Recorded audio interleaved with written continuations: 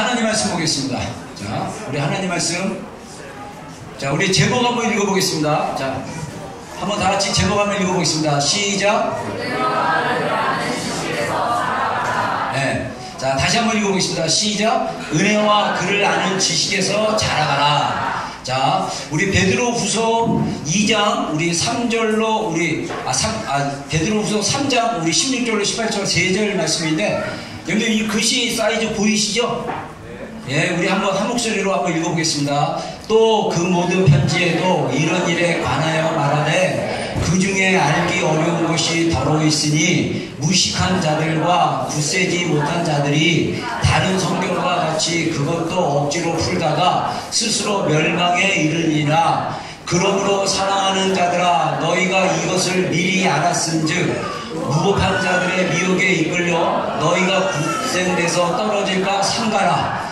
오직 우리 주 곧 구주 예수 그리스도의 은혜와 그를 아는 지식에서 자라가라. 영광이 이제와 영원한 날까지 그에게 있을지어다. 아멘. 같이 아멘 하겠습니다. 아멘. 예.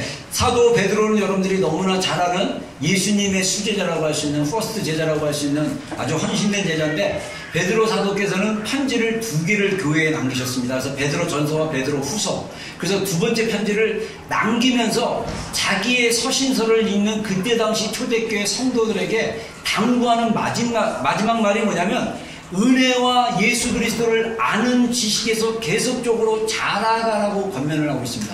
근데 여기서 우리가 영적으로 그 하나님의 은혜 안에서, 그리고 예수 그리스도를 경험하는 그 신앙으로 계속 자라가지 않으면 우리가 어떤 위험이 있냐면, 예수 그리스도 안에서 우리가 떨어질 위험이 있다는 거예요. 그래서 여기서 이제 사실 그 앞부분에 보면 이 사도 베드로가 사도 바울의 편지를 내서 얘기를 합니다. 그러면서 여기서 그 모든 편지에도 하는데, 사실 영어에서는 히라는 편이 나오는데, 이거는 뭐냐면 사도 바울의 서신서를 얘기해요. 이미 베드로도 사도 바울이 여러 교회, 고린도 교회, 에베소 교회, 빌립보 교회, 여러 교회들에게 편지를 보낸 것을 알고 있었고 아마 읽었는 줄로 추정하는 거예요. 근데 베드로가 그 사도 바울의 편지들이 어떤 거는 좀 어려울 수도 있다.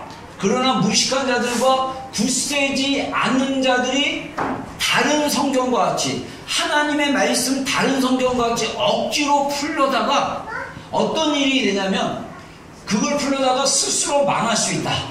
그래서 다시 말해서 우리가 하나님의 말씀을 정확히 알고 그것을 경험하는 게 너무나 중요하다고 얘기하고 있는 것입니다.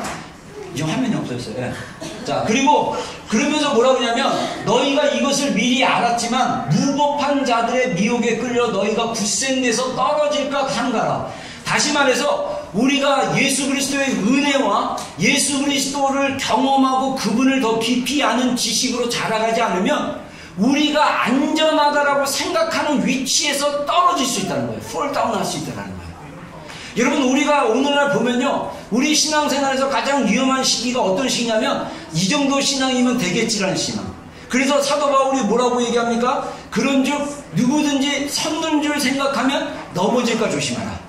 그래서 우리가 항상 우리 안에 하나님의 은혜와 하나님의 생명과 하나님의 그 일하심이 계속 있는지를 우리가 계속적으로 체크해 나가는 게 굉장히 중요합니다. 여러분, 우리가 내가 이 정도 헌신하고 이 정도 기도하고 내가 이 정도 교회 일에 인발부되고 내가 이 정도 교회에 섬겼으면 됐지 라고 생각하는 그 마음 순간 자체가 뭐 어떤 게 있냐면 넘어질 수 있다는 거예요. 그래서 예수 그리스도의 은혜와 예수 그리스도를 아는 지식, 이 지식이 뭡니까? 기노스코라 그래서 계속적으로 경험적으로 하는 거예요. 경험적으로 감정적으로 그것에서 자라가라고 사도 베드로가 권면한 겁니다. 그래서 우리의 신앙은요, 자라지 않으면 그 자리에 있으면 그건 태보라고 얘기합니다. 여러분 생각해 보시죠. 우리의 몸도, 인간의 몸도 자라게 되어 있어요. 그래서 보통 20살이나 20 몇 살까지 자란다고 합니다. 그래서 이 몸이 계속 자라가야 되는데 이게 안 자라가고 애가 그대로라고 생각해보세요. 걱정이 안 되겠습니까? 애가 4살 때랑 5살 때랑 6살 때랑 10살 때랑 정신적인 지능도 그렇고 감정도 그렇고 키도 그렇고 안 자란다고 생각하면 이 부모의 마음이 얼마나 속이 타고 힘들고, 네? 그래서 그 별의별 걸 다 하지 않습니까? 여러분, 우리가 정말 영적 아비, 영적 어미, 우리의 몸이 정말 성숙한 신앙이 이를 때까지 우리는 무엇이 필요하냐면 계속 성장하고 자라가는 게 필요해요. 그럼 어떻게 우리를 성장하게 하고 어떻게 우리를 자라가게 하느냐? 그게 바로 하나님의 은혜고, 그리고 예수 그리스도를 경험하는 것입니다. 여러분, 우리 비전교회가 계속 자라가기를 주의 이름으로 축원합니다. 하나님의 은혜와 예수 그리스도를 아는 지식에서 계속 자라가기를 주의 이름으로 축원합니다. 네, 아멘. 자, 그래서 제가 그 은혜와 그를 아는 지식에서 자라가라고 그랬는데, 제가 은혜에 관련된 이번 주간 기도하다가 하나님이 그 은혜에 관련된 설교를 하는 마음의 감동을 받았고 베드로후서 본문을 받았는데, 제가 어제 설교 준비하면서 그런 생각이 들더라고요. 제가 작년에 이 본문 가지고 설교했던 것 같기도 하고, 그 다음에 은혜라는 설교를 내가 작년에 얼마큼 했나 찾아보니까 작년에 제가 한 7월달부터 해가지고 7월달 시리즈로 은혜 시리즈로 설교를 했더라고요. 그래서 한 5번 정도 했어요, 설교를. 근데 제가 정말 우리가 하나님의 사랑, 하나님의 은혜, 이런 것들을 우리가 실제적으로 경험하지 않으면 우리가 지식으로 듣는 건 다 잊어버리게 돼 있어요. 근데 이것을 우리가 실제적으로 들은 말씀을 우리 삶 가운데 경험되어지고 우리가 실제가 되면, 은혜하면 우리 마음속에 하나님의 사랑, 하나님의 그 은혜가 느껴지고 생각나지고, 그리고 그 은혜가 감사하다, 그렇게 되는 게 정상인데, 은혜 그러면 한참 생각해야 되고, 은혜 그러니까 내가 어떤 거 기도 제목 했는데 그거 하나님이 응답해 주는 것 같아요. 이 정도 수준으로 끝나면 안 된다는 거죠. 정말 하나님의 은혜, 예수 그리스도의 은혜는 어떤 것이냐? 은혜는, 자, 한번 읽어보겠습니다. 어떤 목사님의 말인데 제가 너무 좋아서 인용합니다. 한번 읽어보겠습니다. 시작. 은혜는 예수님을 사랑하고 순종하며 살아갈 수 있도록 하는 능력이다. 은혜는 뭐냐? 우리가 예수님을 사랑하고 순종하고 살아갈 수 있도록 하게 하는 파워라는 거예요. 은혜가 우리 안에 있으면 하나님의 능력이 우리 안에 있는 거예요. 그래서 환경은 힘들고 어렵지만 그 어렵고 힘든 환경, 그 감정을 이길 수 있도록 힘이 나는 거예요. 은혜는 실제예요. 자, 그래서 우리가 은혜를 보면, 제가 그냥 생각하는 문장을 제가 까먹을까봐 적어왔습니다. 한번 읽어보겠습니다. 시작. 은혜는 하나님을 경험했을 때 경험하는 감동, 감사, 기쁨이다. 예. 자, 은혜는 하나님을 경험했을 때 경험하는 나의 감동. 우리가 보통 감동받았습니다, 은혜 받았습니다 했을 때 그 감동 안에는 반드시 뭐가 들어가냐면 감사나 기쁨이 들어가야 된다, 이렇게 얘기할 수 있어요. 제가 은혜라는 단어를 다시 제가 이제 신약 헬라어 사전에 가서 찾아보니까, 원래 은혜라는 단어는 헬라어로 카리스인데, 이 카리스는 은혜, 영어로 얘기하면 favor로도 호의, 이렇게라도 번역이 되는데, 이 은혜라는 단어 안에 그 카이로, 카라라는 단어가 있어요. 그 단어는 어디서 성경에 쓰이냐면 기쁘게 하다, 기쁨, 이런 뜻이 있습니다. 감사라는 뜻도 있어요. 그러니까 은혜라는 단어와 감사와 기쁨은 함께 연결되어 있는 거예요. 그러니까 우리가 은혜를 받았다 그러면 슬퍼지는 게 아니라 우리 안에 기쁨이 일어나는 거예요. 그리고 은혜를 받았다 그러면 먼저 불평이 나오는 게 아니라 감사가 나오는 거예요. 그래서 은혜는 어떤 거냐? 우리가 하나님을 경험했을 때 하나님이 우리에게 주시는 선물과도 같은데, 은혜는 직역하면 또 선물이라는 뜻도 있어요. 선물, 거저주는 바, 값없이 거저주는 선물. 그래서 이 은혜라는 카리스라는 단어가 헬라 시대 때 예수님이 활동했던, 또 사도 바울이 활동했던 1세기의 헬라 시대 때 카리스라는 말을 이 그리스 문화에서 썼는데, 그때 썼을 때는 뭐냐면 선물로 주는데, 이것은 높은 지위에 있는 사람이 낮은 자리에 있는 사람에게 주는 선물이에요.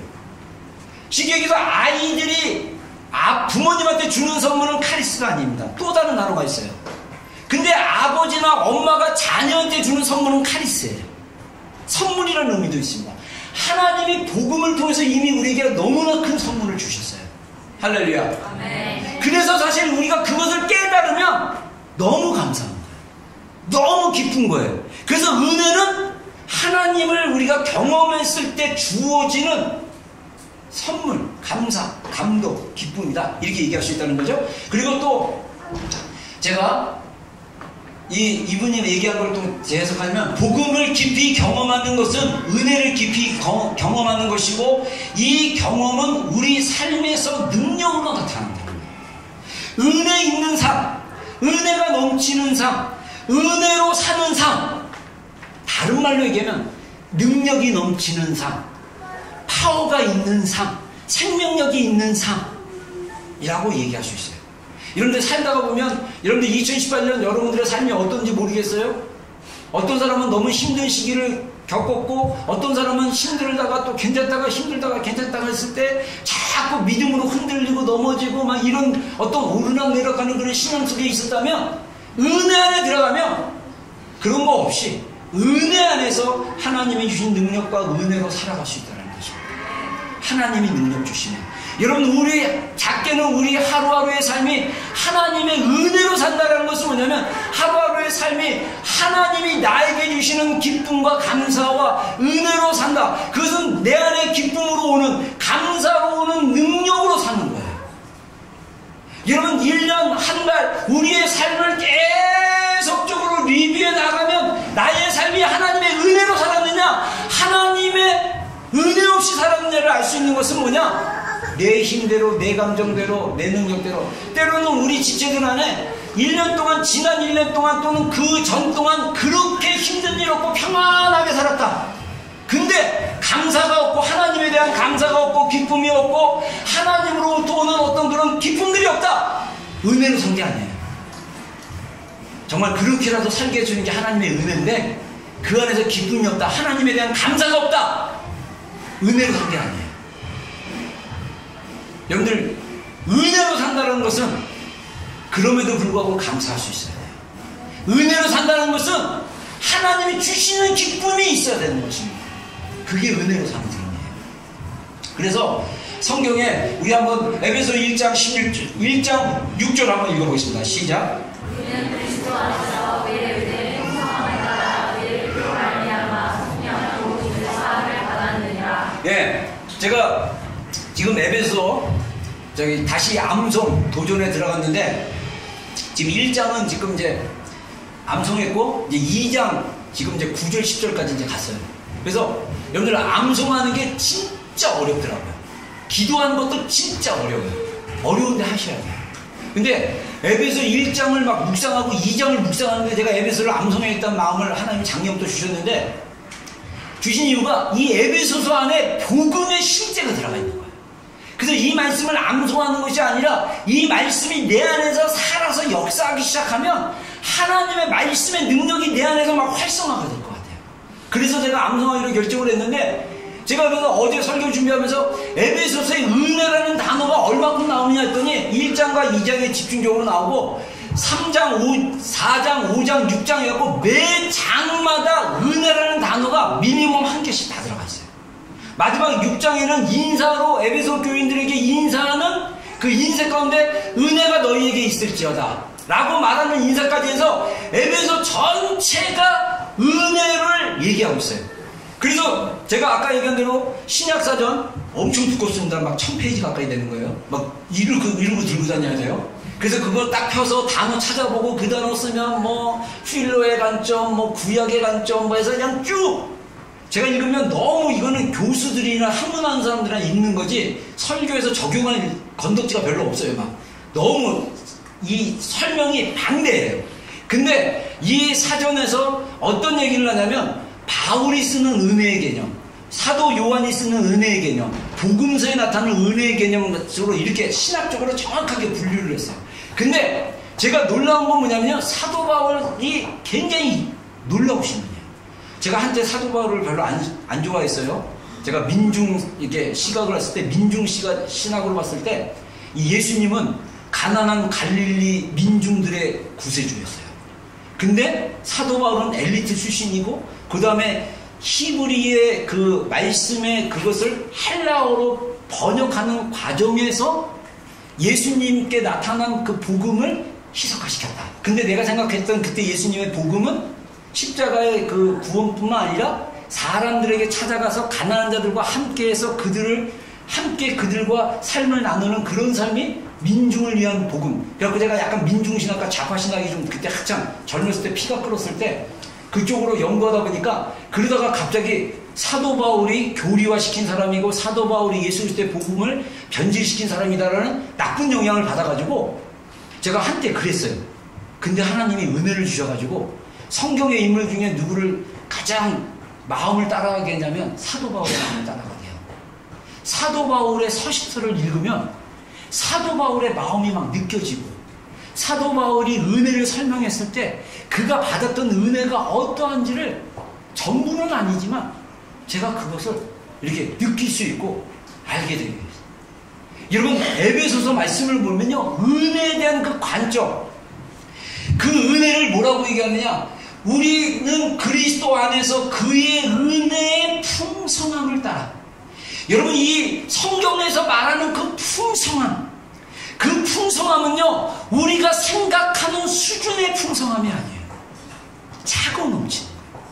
그래서 그 풍성함에 보면요, 제가 지금 갑자기 말씀이 생각나는데 이게 어딘지 잘 모르지만 고린도 후서인가 전서에 나와요. 뭐라고 얘기하냐면 사도 바울이 하나님의 말씀을 인용하면서 너희가 내 입을 크게 벌려라. 제가 한국말 잘하는데요. 내 입을 크게 벌리라. 그러면 벌리면 하나님이 은혜를 채워주시는데 차고 넘치도록 하고 흔들어서 또 차고 넘치게 하신다.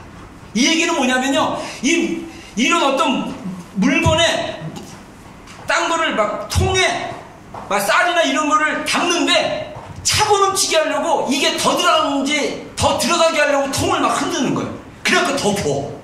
이게 풍성함이에요. 겨우 넘치는 게 아니라 차고 넘치게 하는 거예요. 그래서 이게 더 차고 넘칠수록 통을 막 흔들어 버리는 거예요. 그래서 하나님이 우리에게 부어주시는 풍성함. 이미 복음 안에 예수 그리스도가 우리에게 주시고자 하는 그 풍성함이 있다는 거예요. 너희가 그 은혜의 풍성함을 따라 속량, 죄사함을 받았다. 너희가 그 은혜의 풍성함을 따라 용서를 받았다. 할렐루야. 네. 이미 복음 안에 하나님이 우리에게 주시기로 결정한 은혜의 풍성함이 있는 거예요. 그래서 그 복음을 경험하고 복음을 깨닫게 되면 달라지는 거예요.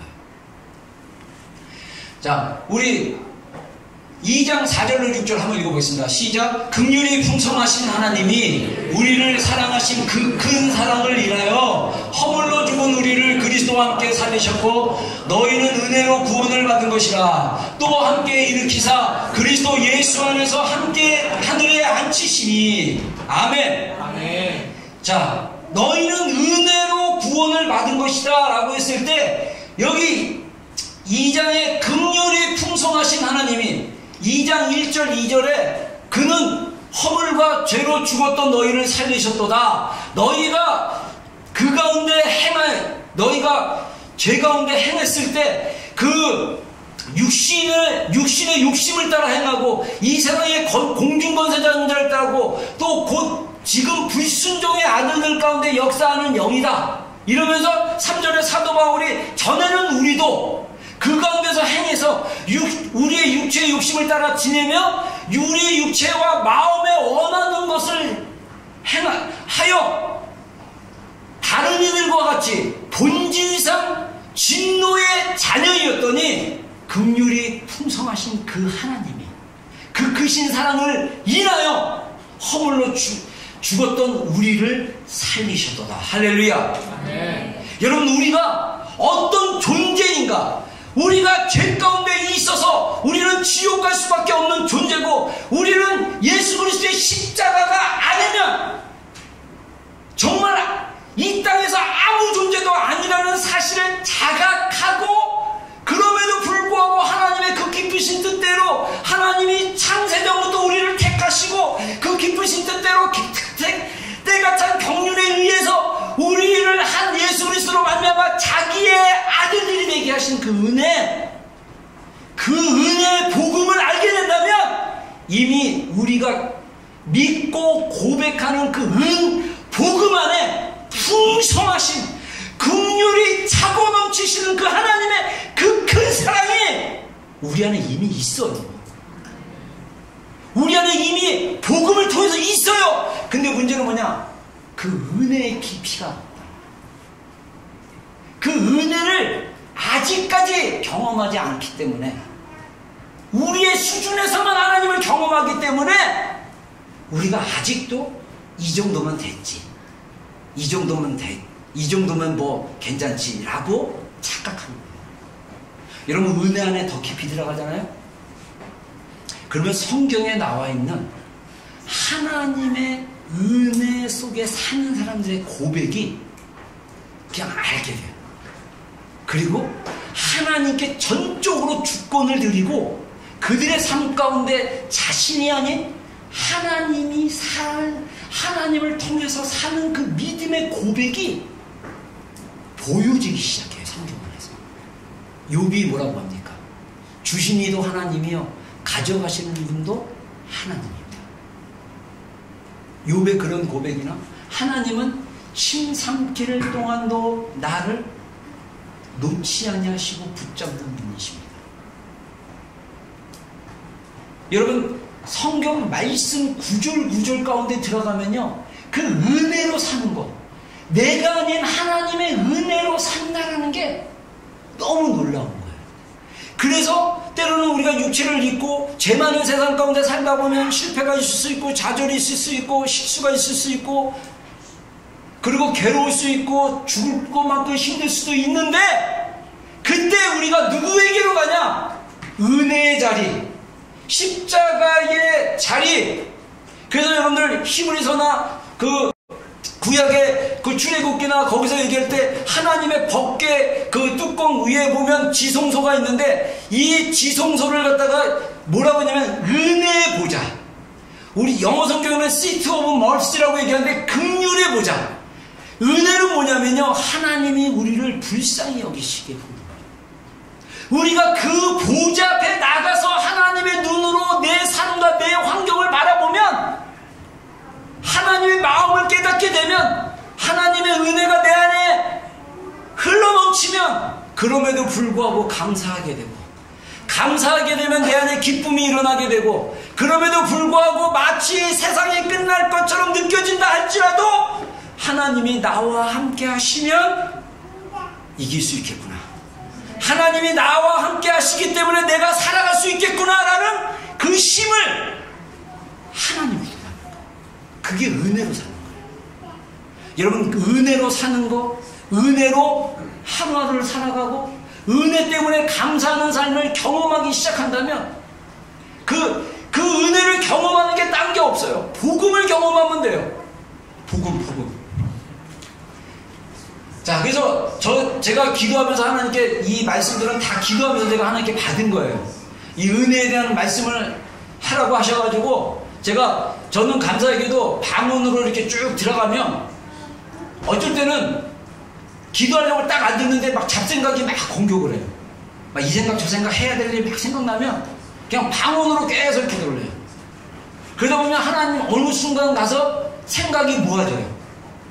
그리고 하나님, 제가 지금 어떻게 하기를 원하세요? 하나님, 지금 제가 어떤 기도를 하기를 원하세요? 뭐 이런 질문들을 하다가, 기도하다가 뭐 말씀 주시면 이 말씀이 왜 주시는 거죠? 방언으로 계속 말씀을 생각하면서 이게 어떻게 되는 거죠?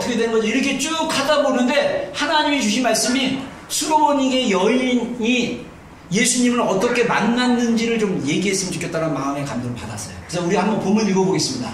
자, 한번 읽어보겠습니다. 시작.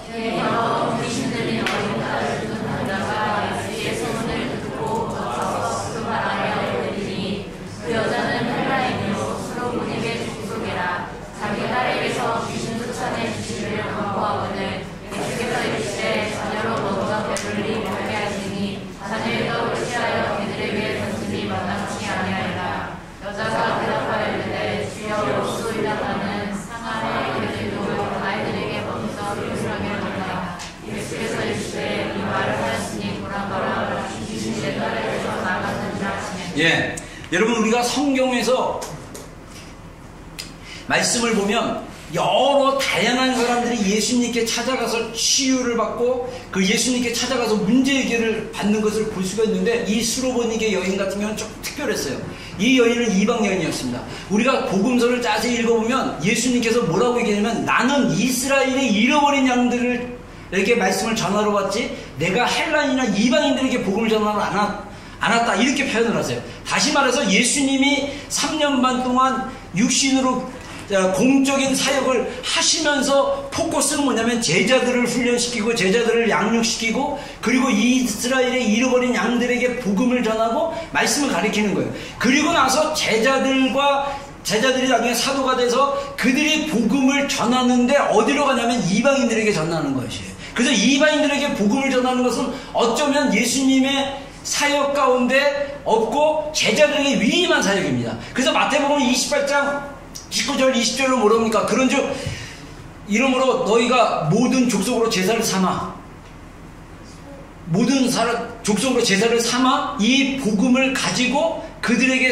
칙례를 주고 그 다음에 가르쳐, 내가 분부한 모든 것을 가르쳐 지키게 하라라고 제자들에게 위임을 했단 말이에요. 그래서 예수님의 사역 가운데 이방인들이 가끔 구원을 받는 사건이 나오는데, 수로보니게 여인한테는요, 예수님이 요즘 말로 얘기하면 너무 심한 말을 하신 거예요. 여인이 귀신 들린 자기 딸 때문에 예수님을 찾아갔습니다. 자, 이 여인 안에 뭐가 있었습니까? 믿음이 있었어요. 예수님은 하나님의 아들이시기 때문에 내 딸이 겪고 있는 이런 영적인 귀신 잡혀서 고통당하고 있는 이 문제는 예수님만이 해결해 줄 수 있다라는 믿음이 있었어요. 그래서 예수님께 찾아갔어요. 예수님께 찾아갔는데 예수님이 그 여인을 거절하는 말을 한다. 정중하게 거절하는 게 아니라 심하게 거절해요. 뭐라고 얘기합니까? 자녀로 먼저 배부르게 할지니 자녀의 떡을 취하여 개들에게 던짐이 마땅치 아니하니라. 자, 이 여인이 예수님의 그 비유법을 직설적으로 알아들었어요. 그러면서 나는 개입니다, 이렇게 얘기합니다. 자, 개라는 게 뭡니까? 아주 미천하게 보고 요즘식으로 해석하면요, 요즘 신앙의 레벨로 봤을 때 예수님 어떻게 그런 말씀 하실 수 있어? 어떻게 예수님 그 여인이 그렇게 절박한 상황에서 찾아왔는데 어떻게 예수님 그렇게 대할 수 있어? 이렇게 얘기할 수 있는데, 예수님이 원하는 것은요, 실제를 말하고 싶은 거예요. 사실은 이 여인은 이방인 여인이었고, 이게 장황하게 마가복음에서 설명하잖아요. 헬라 여인이고 수로베게 여인이고, 이 영어 성경에 보니까 시리아 여인이에요. 시리아. 지금 시리아라는 나라가 참 진짜 굉장히 불쌍한 나라죠. 내전은 겪고 막 그냥 IS 애들 있고 막 그런 나라인데, 이런 나라가 그 지역에서도 굉장히 차별받고 천대받는 그런 민족이고 그런 출신이라는 뜻이에요. 그래서 그 당시에 사실 유대인들 사이에는 시리아 사람들은 개 정도 수준의 대접을 못 받는 그런 사회적인 차별이 있었을 수 있어요. 그래서 예수님은 있는 그대로 비유적으로 표현한 거예요. 근데 이 여인은 그것을 그대로 인정했습니다.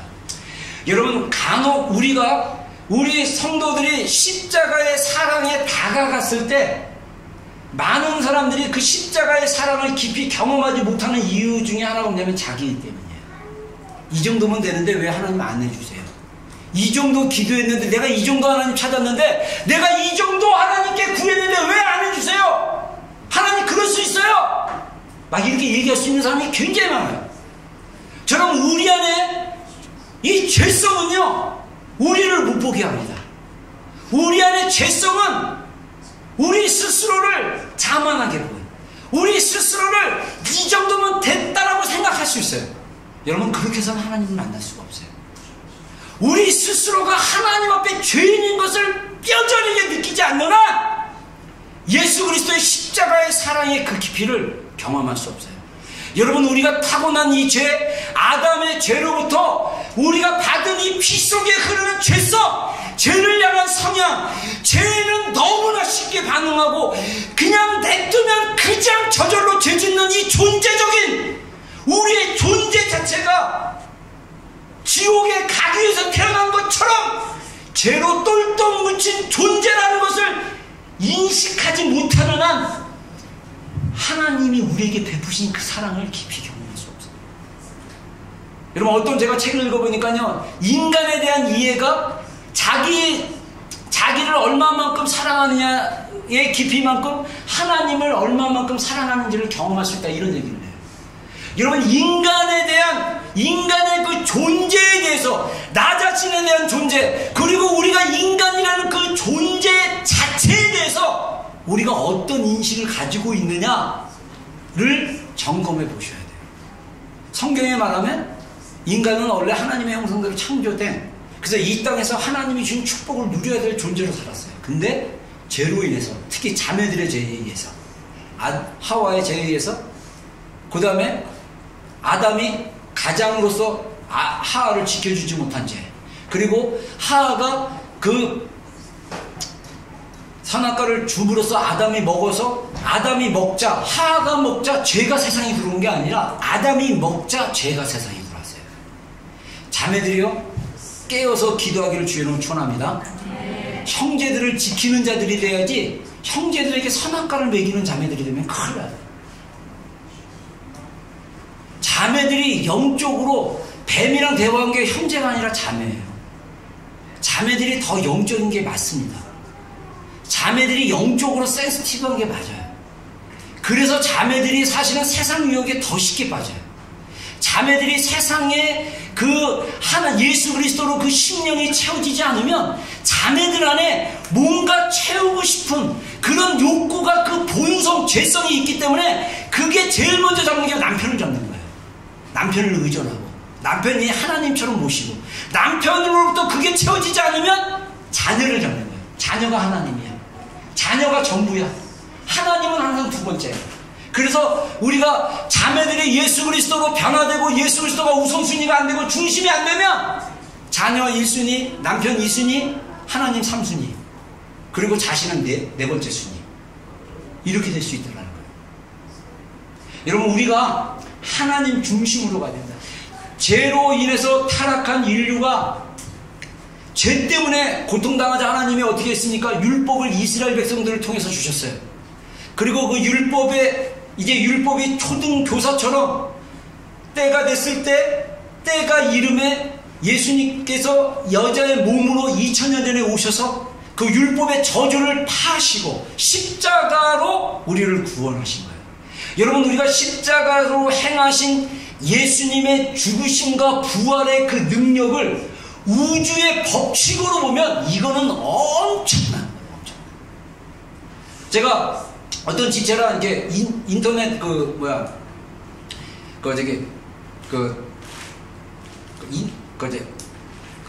인터넷 쪽으로 관련되는 우리 김성훈 집사님이랑 얘기를 하는데, 거기서 자기가 배운 인터넷 그런 소프트웨어 그 랭귀지랑 그 자바라든가 또는 연보형제나 존이나 하는 인터넷 랭귀지가 다르다는 얘기를 했어요. 근데 내용은 비슷한데 랭귀지가 다르다. 저는 이 표현을 듣고, 와, 여기도 바벨탑이구나.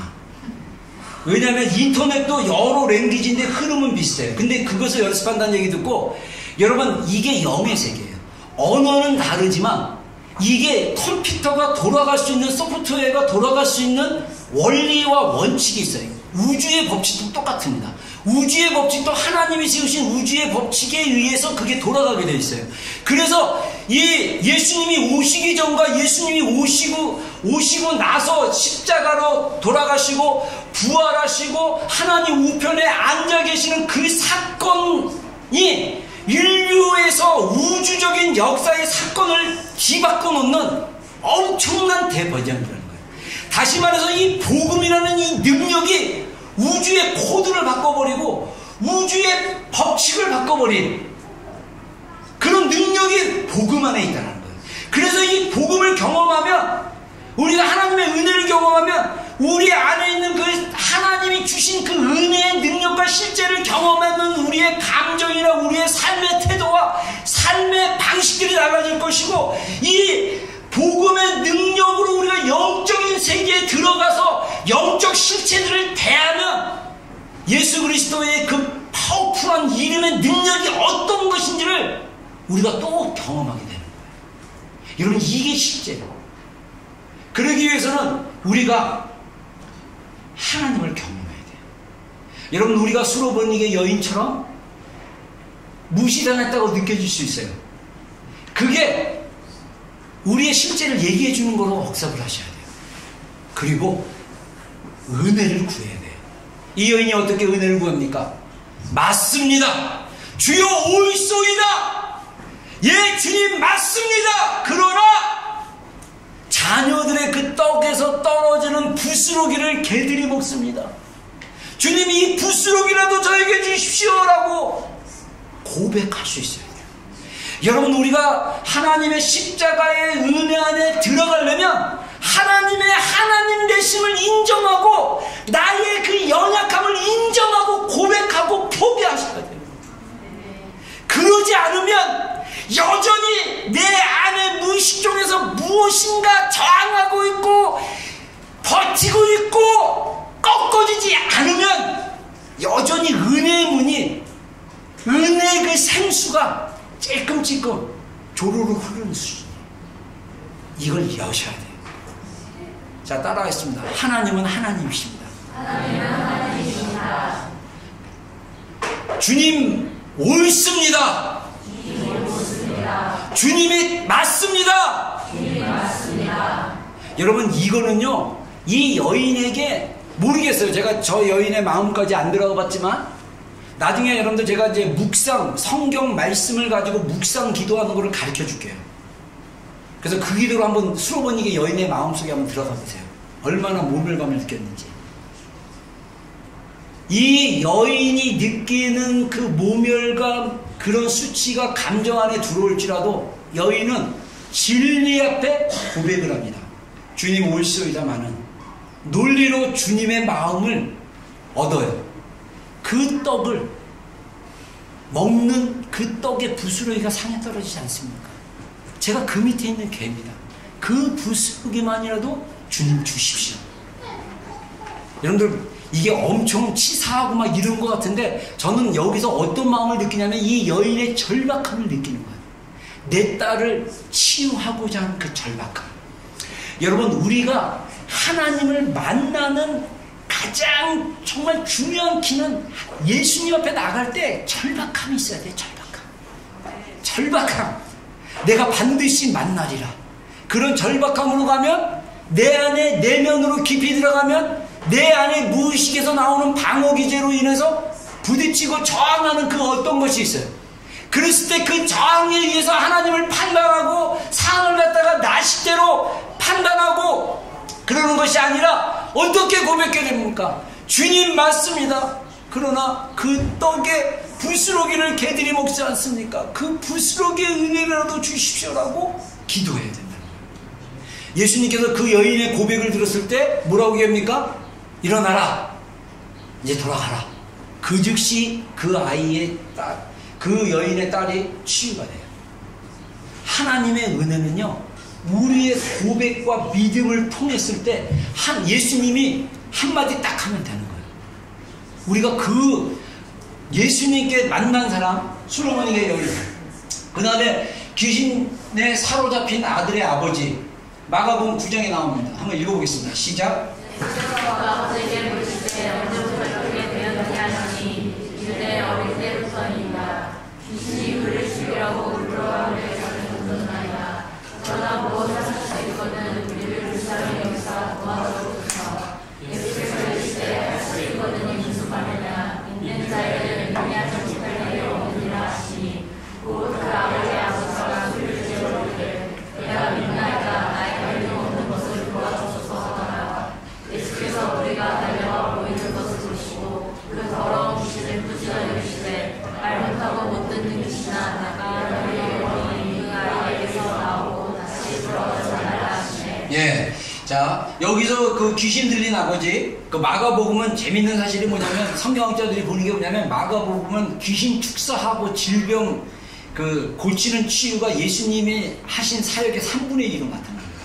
그 정도로 그 굉장히 많이 기록을 했는데, 여기서 보면 귀신 들린 아이의 아버지가 어렸을 때부터 귀신이 들어가고 얘가 말 못하고 듣지도 못하는데 불과 물에 자꾸 던지니까 죽게 하니까 어떻게든 그 아들 살려보겠다고 예수님이 귀신을 쫓아내고 사람들을 치유한다는 소문을 듣고 이 아버지가 예수님께 찾아갑니다. 근데 이 아버지는요, 수로보니게 여인보다 믿음이 없었어요. 왜냐? 우리가 9장 앞부분에 보면요, 예수님이 제자들 3명을 데리고 어떤 산에 올라가셨는데 거기서 제자들이 체인지되고 그 다음에 엘리야와 모세나오고 막 이런 얘기가 나와요. 그리고 그러는 동안 여기 마가복음 9장의 배경에서는 사람들이 모여있는데 이 아들 아버지가 아들을 데리고 와서 그 제자들에게 고쳐달라고 했더니 제자들이 나름대로 그 전에 이미 축사랑 치유랑 이런 사역을 이미 한번 했었기 때문에 자기들이 해보겠다고 막 했는데 안 된 거예요. 안 되니까 예수님이 오니까 막 바리새인들하고 제자들하고 막 변론, 논쟁이 막 붙었어요. 그러자 예수님이 너희들이 무엇 때문에 변론하느냐 그랬더니 이 아이의 아버지가 와가지고 엎드려서 그렇게 사정을 하는 거예요. 먼저 예수님이 이 아버지와 대화하기 전에 제자들을 책망하십니다. 이 믿음이 없고 패역한 세대요. 내가 어느 때까지 너희들에 대해 참으리요. 저는 이 메시지가 오늘날 교회와 우리 교회 안에 있는 성도들에게 동일하게 우리 주시는 말씀이라고 생각합니다. 믿음이 없고 패역한 세대는 뭐냐? 하나님의 능력과 하나님의 실제를 믿지 않고 우리 삶 가운데 내 힘대로 살아가려는 태도입니다. 하나님이 우리 가운데 능력을 주시면 귀신도 축사되고 질병도 나가고 생명들이 새로워지고 이 하나님의 살아계신 실제가 나타나는 것이 우리의 삶의 일상. 그래서 우리의 삶은 기적의 일상이 돼야 되는 게 사실은 맞는 거예요. 근데 우리의 교회들이 그렇게 살지 않아요. 그러자 이 아버지가 와서 이번 한 번은 벌써 믿고 왔는데 그 믿음이 무너진 거예요. 그래서 제자들을 통해서 이미 무너졌기 때문에 예수님 앞에 나가서 할 수 있다면 이 아이를 좀 불쌍히 여기고 고쳐주십시오. 그랬더니 예수님이 유명한 말씀하죠. 할 수 있거든요. 무슨 말이냐? 믿는 자에게는 능치 못함이 없느니라. 아멘. 아멘. 믿는 자에게는 불가능이 없느니라. 그 얘기를 하니까 우리가 여기서 이 아버지의 태도를 배워야 돼요. 나의 믿음 없은 것을 도와주십시오. 내가 믿나이다. 나의 믿음 없음을 도와주옵소서. 여러분, 수르보니게 여인과 이 아버지의 특징은 뭐냐면 자식 문제 때문에 왔어요. 자신의 문제가 아닙니다. 자식의 문제입니다. 우리 교회 성도들처럼 자식 사랑이 굉장히 큰 부모들이에요. 그 자식의 문제를 가지고 생사가 걸린 거예요. 자녀의 문제 가지고 왔어요. 근데 그 절박함이 있기 때문에 이 아버지는 수르보니게 여인처럼 믿음이 그렇게 좋진 않지만 믿음이 없기 때문에 내 믿음 없는 것도 도와주십시오! 라고 고백한 거예요. 제가 볼 때는 우리는 수르보니게 여인의 수준의 믿음이 아니에요. 이 귀신 들린 그 말 못하고 못 듣는 아이의 아버지처럼 믿음이 없나이다. 나의 믿음 없음을 도와주소서. 이렇게 기도하셔야 돼요. 내가 믿음이 없습니다. 주여 나의 믿음 없음을 도와주소서. 여러분, 믿음 없는 게 잘한 게 아니에요. 믿음이 없다면 믿음을 달라고 기도를 해야 되죠. 여러분, 이번에 제가 우리 자매들 풍성한 생명 교재 공부하는 거 제가 사모 이렇게 가르치는 거 내가 보니까 1과 2가 3과인데 1과 2가 3과의 핵심은 믿음하고 회개하고 용서인데 거기서 중요한 게 뭐냐? 거듭난 우리 그리스도인들에게 넘치는 기쁨, 솟구치는 기쁨과 감사가 있느냐라고 하는 질문을 하는 거예요. 여러분, 진짜 우리가 예수님을 만났을 때 하나님이 주시는 그 감사, 평안, 그 평강, 그 기쁨이 있습니까? 그 기쁨을 깊이 경험했습니까? 그 기쁨이 넘치는 게 우리 신앙의 어떻게 보면 가장 기초예요. 그 경험이 있어야 되는데 오늘날 그 경험이 너무나 많이 없어요. 여러분, 아까 제가 보여줬던 그 헌금 영상, 파스터 유지, 제가 작년에 제주도 우리 기도의 집 리더십 모임에 가서 같이 만나서 잠깐 인사했던 우리 파스터인데 우연히 그분이랑 페이스북 친구라서 예전에 한번 보니까 이분이 영상을 만들어서 올렸는데 이분의 간증을 했잖아요. 2007년인가 3월에 예수님 만나고 그 만났을 때 십자가의 그 비전을 보고 환상을 보는 거잖아요. 예수님이 자기 죄를 위해서 돌아가셨다는 것을 깊이 경험하고 하나님이 주시는 평안을 누렸다고 그랬잖아요. 근데 우리가 자녀로 입술로 고백하고 그냥 믿습니다라는 수준이 아니라 은혜로 그것을 경험하는 게 필요합니다. 그래서 우리가 구원의 체험, 구원의 경험이라고 얘기합니다. 우리가 구원의 확신은 말씀의 근거에서 나오지만 우리가 반드시 구원의 체험을 경험해야 되는데 그게 뭐냐면 십자가에 나타난 하나님의 사랑이라는 거예요. 그 사랑을 우리가 경험하면 자연스럽게 우리 안에 하나님이 주시는 평강이 있고 자연스럽게 하나님이 우리에게 주시는 기쁨이 있고 감사가 있는 거예요. 만약에 그것이 약했거나 그것이 없었더라면 여러분 제가 예수님의 이름으로 권면합니다. 이번 시즌에 통과하고 경험하는 여러분들이 되기를 주의 이름으로 축원합니다. 이게 반드시 필요해요. 이거 없으면요 마치 뭐냐면 밑이 빠진 독에 물을 붓는 거랑 비슷해요. 물은 계속 들어가는데 이게 저장이 안 돼요. 흘러가는 거예요.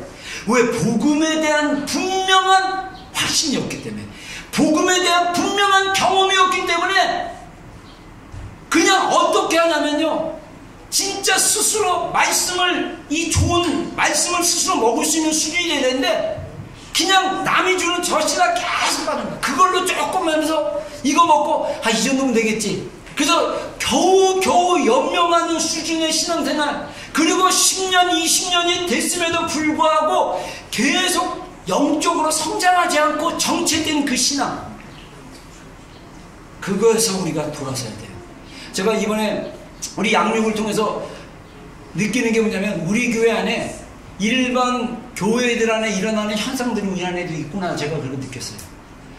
저는 했지만은 우리 교회 이제 다시 개척해서 시작한 지가 지금 이제 올해 이제 12년 차가 돼갔는데 12년 차 되면서 우리 교회 안에서 우리 교회 지체들이 많은 지체들이 신앙생활을 처음 시작하거나 신앙생활 중단했다가 했거나 또는 다른 교회 다녔지만 체험이 없이 하다가 우리 교회 와서 인격적으로 주님 만나고 변화되고 막 이런 지체들이 굉장히 많은데, 이런 지체들이요 그 은혜와 그 시간이 지나면서 이 은혜와 깊이들이 들어가는 게 아니라 이것들이 다 메말라 버렸어요. 그래서 무뎌지기 시작한 거예요. 그래서 이제는 이 정도면 되겠지라는 생각 가운데 살아가는 모습들이 제 안에 보여요. 아닙니다. 제가 그 부분에 있어서 목사로서 제가 50% 책임이 있어요. 50%. 제가 늘 얘기하지만 여러분의 신앙에 50% 책임은 제 생각이지만 책임이 있는 것 같아요. 제가 목양을 잘했어야 되는데 그때는 목양이 뭔지도 몰랐던 목사였어요. 그래서 여러분들은 이제는 어제 금요일날 제가 기도를 하는데 하나님이 방언으로 막 기도하는 마음에 하나님이 어떤 마음이시면 아비의 마음으로 계속 중보하라, 아비의 마음을 가져라, 그런 마음을 저한테 주셨어요. 그래서 제가 계속 아비의 마음으로, 아버지고 영적인 부모지만 제가 그 부모로서 그 어리고 수준에 안 맞는 사람을 갖다가 좀 이렇게 연령별로 그 수준별로 좀 이렇게 케어해 줬어야 되는데 제가 그냥 알아서 커라, 알아서 기도해라, 이것도 아직 돌파도 못해? 막 이 정도 수준으로 제가 이 방법 자체가 변해야 되겠구나. 그래서 여러분들을 정말 한 명 한 명을 제가 보고 기도하면서 도와드리고 싶어요. 여러분 하나님의 사랑 안에 깊이 들어갑시다. 아멘입니까? 믿음이 없으면 내가 믿음이 없습니다, 내가 믿음 없음을 도와주세요라고 기도하면 좋겠어요. 자, 은혜 안에서 자라가기. 주님이 저한테 주신 게 올해 우리 교회가 본질, 기본에 집중하는 거예요. 자, 기본의 가장 큰 기본 중에 기본. 자, 따라하겠습니다. 하나님 갈망하기, 하나님 구하기, 예수님 바라보기. 예, 이거는 우리 내면의 자세가 그래야 되죠. 그리고 나서 여러분 우리 비전교회 존재 목적은 예배입니다. 우리가 주일 예배를 통해서 하나님 영광 받으실 거예요.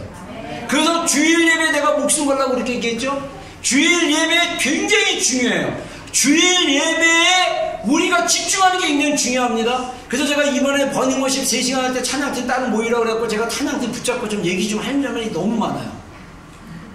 지금 우리 리더들이 이제는 리더들이 스스로 하나님 앞에 스스로 자라가고 우리 셀 리더들이 함께 자라갈 수 있도록 그들을 도와주는 사람이 돼야 돼요.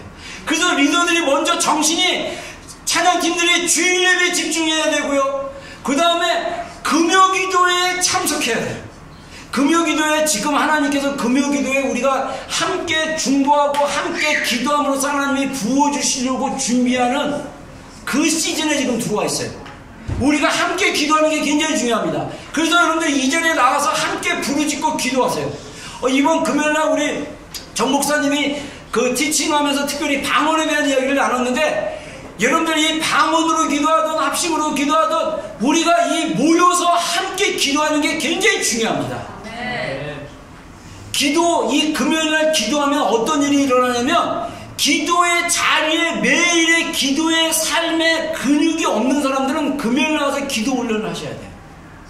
지금 하나님께서, 제가 이번 주 금요일날도 그 마음을 받았지만, 제가 우리 정 목사님 또 호인 사모님은 이제 주일학교 애들 기도 훈련을 시키냐고 이제 그렇게 하고 있지만은, 우리 정 목사님이 여러분들이 기도를 잘할 수 있도록 옆에서 기도해주고 도와주고 하는데, 제가 하나님이 저한테 주셨던 마음이 뭐냐면, 저는 좀 이렇게 기름 부음이 제 안에 흘러 넘치고 막 지금 계속 기름 부음을 구하고 있어요. 하나님이 주신 그 기름 부음. 그래서 저한테 제가 받아서 여러분들에게 딜리버리 해주고 싶어가지고 그렇게 받는데, 금요일날은 하나님이 그냥 하라는 마음을 주셨는데, 아직 그 마음에 대해서 이게 진짜 주님의 음성인지 더 기도해 봐야겠다 하면서 하는데, 하나님이 주신 마음은 뭐냐면, 제가 여러분들을 위해서 안수 기도하고 기도하면서 하나님의 능력이 나갈 거라는 마음을 주셨어요. 사실 제가 1월 첫 주 주일날 원래 계획한 건 아닌데, 설교 끝나고 감동을 받아서 여러분들 적은 일에 충성하는 거에 대해서 설교를 하고, 올해 그런 결단을 가집시다라고 나오라고 해서 기도를 하고, 제가 기도를 하는데, 몇몇 지체들 안에는요, 제가 그걸 느꼈어요. 제가 하나님이 기름 부음을 주시면 저는 주로 오른손에 주십니다. 오른손에 전기나 이 느낌이 와요. 그래서 제가 어떤 지체들 같은 경우는 짧게 기름을 바르고 기도를 하는데, 어떤 지체들 같은 경우는 제 안에 있는 오른손에서 기름 부음이 흘러가는 걸 느꼈어요. 근데 제가 안 물어봤어요. 근데 어떤 지체는 몸이 좀 이렇게 움직이는 게 보였지만, 어떤 지체는 아무렇지도 않아요. 그건 몰라. 하나님이 하시는 거예요. 이 항상 하나님의 역사는요, 두 가지로 움직입니다. 하나님의 뜻에 의해서, 하나님의 주권에 의해서 움직여요. 또 하나는 뭐냐면 우리의 상태하고도 연관되어 있어요. 우리의 상태. 하나님을 구하고 하나님을 찾고 하나님을 만나려고 갈망하는 거. 여러분, 하나님의 은혜 안에 들어가고, 은혜를 이미 복음이 우리 안에 주셨기 때문에 이미 복음 안에 하나님의 풍성하신 은혜가 있는데, 이거를 우리가 경험하지 못하는 거는, 우리가 은혜 안에 자라가도록 사도 베드로가 말씀하신 것처럼 우리 안에 은혜 안에 자라가려는 나의 믿음의 행위와 순종이 필요합니다. 여러분, 내가 얘기했죠. 우리의 육신은요, 연약해가지고요, 죄성을 더 좋아해요. 제가 분명히 얘기하지만, 금요일날 교회 환경 속에 못 오는 사람들 있어요. 그 아이들 때문에 못 오는 사람들, 금요일날 딴짓하지 마세요. 제발 그 시간에 기도하세요. 아이들 붙잡고 기도를 하든지 성경을 읽든지, 아이들이 안 자면 그 아이들 붙잡고 예배를 드리든지, 금요일날 저녁에 교회에서 모여서 기도한다. 육체적으로 참석할 수 있는 환경이다. 기도하세요. 집에서 함께 가야 됩니다. 함께 우리 공동체가 이제 한 마음으로 하나님을 구하고 한 마음으로 가야 돼요. 그리고 제가 하나님께서 새롭게 주신 마음이 뭐냐면, 우리 지체들이 스스로 하나님의 은혜 안에 깊이 들어가기에는 아직은 근육이 없고 아직은 힘들어하는 영역들이 있기 때문에 도와줘야 되고, 우리가 함께 붙잡고 기도하고 함께 세워주고 함께 훈련시키고 함께 해주는 영역이 필요하다. 이런 마음을 줬어요. 그래서 금요기도회가 함께 합심으로 기도하면서 함께 해나가는 그런 시간으로 우리가 나가는 거예요. 그래서 금요일날 제가 보니까, 제가 눈 감고 기도를 하냐고 제가 안 쳐다봤는데, 어떤 영역에서 방언 기도에 불이 붙는 걸 제가 느꼈어요. 어떤 지역에서 제가 한국식으로 얘기하자면요, 제가 최근에 하나님 깨닫게 해주세요. 우리 한국식의 영성, 한국식의 그 기도가 한국 사람들에게는 굉장히 파워풀한 방법이에요. 오늘 오면서 사모랑 얘기하면서 제가 생각났어요. 제가 지난 주일날 그 전 주일날 제가 처음 전도사 했던 해, 생각해보니까 89년도에요. 88년 2학기에 복학하고 제가 그때 골방에서 하나님의 십자가를 깊이 경험하고, 그리고 89년도 되는 해에 전도사가 됐는데, 이 전도사 되는 과정도 하나님이 말씀으로 계속 컨펌해 주셨어요. 제가 섬겼던 모교회, 제가 출신했던 학생부, 거기에 딱 됐는데, 그해 여름에 하나님이 3일 저녁 계속 매일 저녁 학생부 프로그램 낮에 막 놀고 웃고 막 게임하고 막 하고, 저녁에 예배를 드는데 저녁 예배가 계속 뜨고 없어요. 그 하나님이 특별히 주신 은혜죠. 그리고 매일 저녁 기도하면 새벽 1시까지 기도를 했어요. 여러분 생각하세요. 저녁밥 먹고 모이면 7시나 7시 반에 모이거든요. 그러면 찬양하고 설교하고 기도하고 막 그러면 새벽 1시예요. 그러면 애들 자라 그러면 애들이요, 육신의 힘이 다 빠졌기 때문에 다 자요. 금방 안 놀아요. 피곤해서, 지들도 피곤해가지고. 그 중에 기도하지 않는 몇 명 애들은 놀려고 하는데 다 자가지고 놀 수가 없어. 그냥 자. 그러면 교사들 따로 제 텐트에 불러다가 교사 하루 평가를 합니다. 오늘 프로그램 어땠고 기도했댔어요. 그러면 교사들이 하나같이 얘기하는 게, 전도사님 기도 시간이 짧아요. 기도 시간 더 주세요.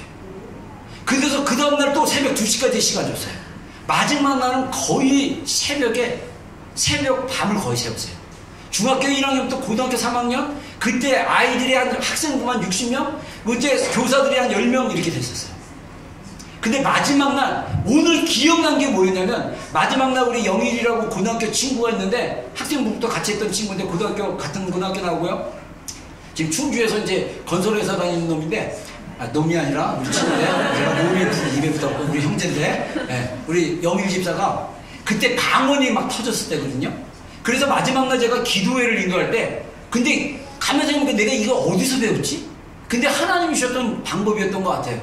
제가 막 기도 막 그 얘기했죠. 마지막 날 그냥 설교 안 하고 딱 엘리야가 기도했던 그 기도 제목 3번 외치고 주여 삼창하는데 이미 그 학생부 아이들 머릿속에 불이 임한 걸 제가 비전으로 보고, 그리고 기도가 했는데 막 기도에 불이 붙고 막 그랬으면 제가 이제 그때는 머리에 손을 넣고 안수를 못하니까 애들 손잡고 막 기도해주고, 우리 교사들 붙잡고 기도해주라고 막 하고 하는데, 제가 방언으로 기도하다가 좀 힘들면 쉬려면 우리 영희라는 그 김집사한테 딱 마이크를 주면 얘가 방언 처음 하는 거라서 되게 재밌나 봐요. 그래서 방언으로 막 마이크 잡고 방언으로 막 하면 저는 좀 쉬었다가 다니면서 또 애들 위해서 기도해주고, 그리고 다시 와갖고 제가 또 마이크 잡고 방언으로 계속 기도하고, 그러다가 이제 또 우리 친구 그 그때는 그냥 선생이죠. 우리 김 선생한테 그냥 마이크 딱 주고 옆에 대기하고 있어요. 찬양팀 찬양 계속 하라고 그러고, 찬양팀은 계속 찬양하고 옆에 딱 있으라고 그러고, 마이크 딱 주고 방언 기도해. 그러면 또 딱 잡고 자기가 또 방언으로 앞에서 계속 기도하고, 이러고 4-5시간을 계속 했던 거예요. 그리고 나서 제가 마지막 폐 예배 드릴 때 아이들한테 매일 교회 와서 기도하라고 그랬는데, 그 아이들이 중학교 1학년, 2학년 애들이 순종함으로써, 제가 예전에 한번 이 간증했었는데, 애들이 환상 보고 막 기도 시간에 천국 막 올라갔다 오고 막 별의별 일이 다 일어났어요. 저도 경험하지 못한 일들이 막 일어나니까 제가 나중에는 무섭더라고요. 야, 막 그런 일이 있었어? 그래? 막 주말에 공부하고 주말에 막 올라갔다 하면 막 전도사님 학생부에 기도, 애들이 매일 와서 기도를 하는데 이런 일이 있었어요 막 얘기하시는데, 저는 그때 순수한 마음으로 하나님을 구하고 기도하는 사람들 모임 가운데 하나님 자신이 보여 나타나시는구나. 근데 오늘날 우리들의 교회가 그런 기도를 안 해요. 그래서 우리 비전교회가 그것을 회복해야겠다. 제가 이번 주 중에 기도한다 하나님 어떤 마음이냐면, 우리 주일 예배가 마치 매일 부흥회 하는 것 같다. 주일마다 부흥회. 제가 한국에 있는 교회들 금요일 날 같은 날 가서 설교해달라고 설교하면요, 우리처럼 뜨겁게 이렇게 하지 않아요. 근데 문제는 뭐냐면 반 이상이 안 뜨거워. 반 이상이 냉랭해요. 제가 그냥 느끼는 거예요. 여러분 제발 부탁합니다. 금요기도에 오시는 사람들 꼭 오세요. 기도 훈련을 합시다. 기도 근육을 키웁시다. 그래서 우리가 합심으로 함께 기도합시다. 그래서 기도의 영적인 돌파가 이루어져야 되고, 제가 우리 사모가 오늘 오면서 그런 얘기 하더라고요. 저는 워낙 생각을 좀 심플하게 단순하게 하는 사람이라서 진짜 한 달 정도 기간 안에 영적 돌파가 일어나서 저는 그게 쉬워서 쉽게 여러분들에게 너무 쉬우니까 하라 그러는데, 많은 사람들이 생각도 많이 하고 막 들어온 게 있고 막 이래가지고 힘들 수 있다. 근데 보니까 정말 많이들 힘들어하는 것 같아요. 근데 그 힘든기 때문에 우리가 어떤 훈련이 필요하다면 기도 훈련이 필요하고, 기도에 대한 여러 가지 종류를 우리가 배울 필요가 있다. 제가 그래서 다음 주부터 기도에 대한 여러 종류들, 기도에 대한 이야기들을 여러분들에게 구체적으로 기도에 대한 이야기들을 좀 나누려고 해요. 그래서 여러분들이 기도를 배우고 실습을 해보세요. 그 대신 우리가 지금 할 수 있는, 우리 교회가 지금 계속적으로 해온 거 2가지 기도 있잖아요. 부르짖는 기도. 부르짖자 그랬잖아요. 여러분, 제가 어떤 지자에게 더 부르짖어야 돼. 그러니까 부르짖었어요. 근데 제가 생각했을 때 그 수준이 아니야. 더 짖어야 돼. 그리고 제가 어떤 지자한테 방언 기도해야 돼. 그러면 방언 기도 하고 있어요. 그 수준이 아니야. 더 하라는 얘기예요. 아니, 얘기하면 다 자기 수준에서 하고 있다고 자꾸 얘기하니까 제가 진짜 답답해요. 하라 그러면 내가 좀 부족한 거다. 더 부르짖어야겠다. 더 방언으로 기도해야겠다. 이렇게 생각하셔야 되는데, 우리 지체들은 나를 닮아서 그런지 자아가 강해. 검하면 하고 있거든요. 왜 그러세요 목사님? 이렇게 얘기해요. 여러분, 더 하십시오. 더 부르짖으십시오. 하나님은 숨어 계시는 분이 아닙니다. 여러분들이 정말 복음으로 거듭났으면 이미 복음 안에 하나님의 은혜와 하나님의 능력이 이미 잠재된 거예요. 그래서 이 잠재된 거를 풀어내야 돼. 풀어내야 돼. 어떻게 풀어내느냐? 우리가 하나님께 계속 구해야 된다는 것입니다. 하나님을 구하고 믿음을 달라고 기도하고, 내가 믿음이 없나이다. 나의 믿음 없음을 도와주소서. 소리 좀 내주세요. 여러분, 기도할 때 제가 선포 기도하고 나서 대표 기도하고 또 찬양 끝나고 나서 대표 기도할 때 여러분들 아멘으로 화답하는 훈련이 있어요. 이상하게요, 여러분들 이게 영적인지 어떤지 모르지만 영적으로 느끼는 건데 다들 한마디도 안 해. 쌀렁해. 목사는 마음 다해 주여 막상 살지 주시오, 하나님을 다하게 해주시오.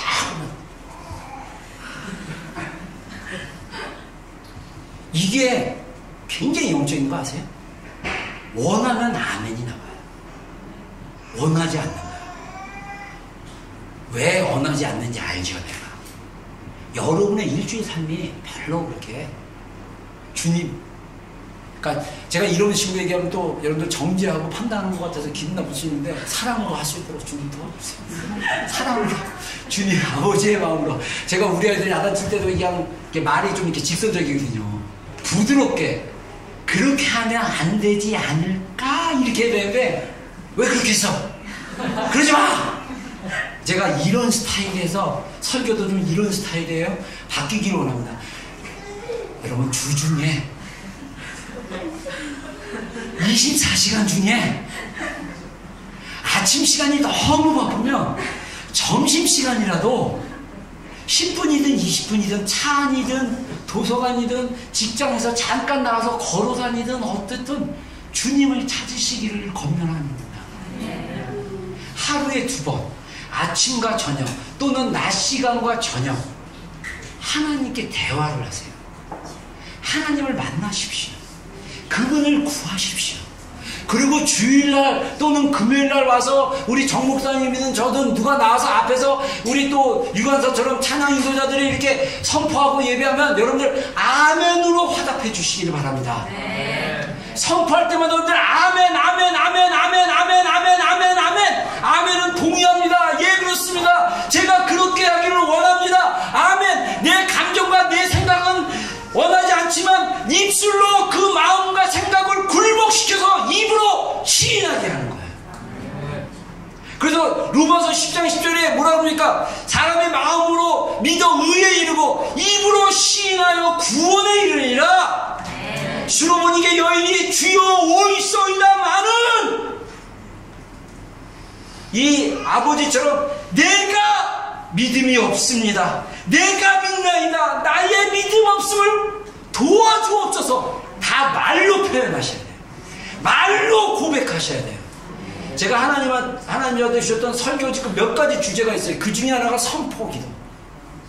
선포해라. 말씀을 가지고 선포하고, 말씀으로, 하나님의 말씀이 실제니까 이 말씀이 여러분 심령 안에 들어갈 수 있도록 선포하라. 말씀이 진리입니다. 이 말씀이 우리 안에 불붙기 시작하면 새로운 차원으로 가는 거예요. 이 말씀의 실제가 우리 안에 능력으로, 에너지로 바뀌기 시작하면 우리 안에 하나님의 말씀의 실제의 능력들이 나타나는 거예요. 그래서 이 로마서 12장 11절 우리 다 같이 한번 읽겠습니다. 시작. 네, 아멘. 자, 우리 마지막으로 의의 무기로 하나님께 드리기. 자, 이게 로마서 6장의 영적인 원리를 말씀하고 있죠. 우리 한번 다 같이 읽겠습니다. 시작. 이와 같이 너희도 너희 자신의 죄에 대하여 죽은 자여 그리스도 예수 안에서 하나님께 대하여 살아있는 자로 여기지어라. 그러므로 너희는 너희가 너희 주를 못지게 하지 못하게 하여 몸의 사욕에 순종하지 말고, 또한 너희 스스로를 우리의 무기로 죄에게 내주지 말고, 오직 너희 자신을 죽은 자 가운데서 다시 살아난 자 같이 하나님께 드리며 너희 신체를 의의 무기로 하나님께 드리라. 죄가 너희를 붙잡지 못하리니 이는 너희가 법 아래 있지 아니하고 은혜 아래 있느니라. 예. 자, 우리가 죄에 대해서 이미 죽은 자예요. 죄에 대해서 반응하는 건 정상이 아닙니다. 우리가 죄에 대해서는 이미 복음에서 죽은 자고, 우리가 그리스도께 대해서는 살아있는 자, 살아있는 주님에게 우리가 살아있는 자로 주님께 고백하고 말씀드리고 기도하고 말씀 암송하고 찬양하는 거예요. 그래서 우리가 죄가 우리 죽을 몸을 지배하지 못하도록 하려면 어떻게 되냐? 첫 번째, 우리 몸의 사욕에 순종하지 말라는 거예요. 우리는 항상 선택할 수 있어요. 우리의 생각, 우리의 행동, 우리의 감정은 항상 선택할 수 있습니다. 내가 원하고 내 마음이 지금 힘들고 어려우니까 드라마 보고, 내가 마음이 힘들고 어려우니까 즐거움이 필요하니까 이 연애 프로그램을 통해서 내가 그걸로 내 마음을 이루어받아야지 하면 이미 몸의 사욕, 입을 디자이어, 우리 몸 안에 죄성을 향하고 주님을 원하지 않고 세상을 향하는 그 마음에 따라 점점 가게 되면 우리의 육체가 죄의 도구가 되어버리는 거예요. 우리의 몸의 지체를 하나님의 의의 도구로 드려라. 이게 매일의 선택입니다. 여러분, 이 선택에서 이길 수 있는 가장 확실한 길은 뭐냐? 매일 하나님께 집중하는 훈련을 하는 거예요. 이게 레귤러야 돼요. 매일 아침 시간 또는 점심 시간, 저녁 시간 하나님께 집중합니다. 나중에 제가 기회가 되면 영성일기 쓰는 거 알려드릴게요. 일기를 쓰세요. 하나님 앞에 고백의 글을 남기세요. 어찌됐든 우리의 매일의 삶 가운데 우리가 죄의 그 욕심, 그 상처 때문에, 그 공허함 때문에 중독에 걸려가지고 그 중독의 행위나 게임이나 어떤 중독의 행위를 하는 것이 아니라 우리의 선택이, 우리의 결정이, 우리의 시간이 하나님께 드려지는 대로 드리는 훈련. 그래서 죄의 유혹이 왔을 때 어떻게 합니까? 나는 이미 죄에 대해서 죽은 자다. 나는 하나님께 대해서 살아있는 자다. 살아있는 하나님께 순종하는 우리 비전교회가 되기를 주의로 축원합니다. 우리 찬양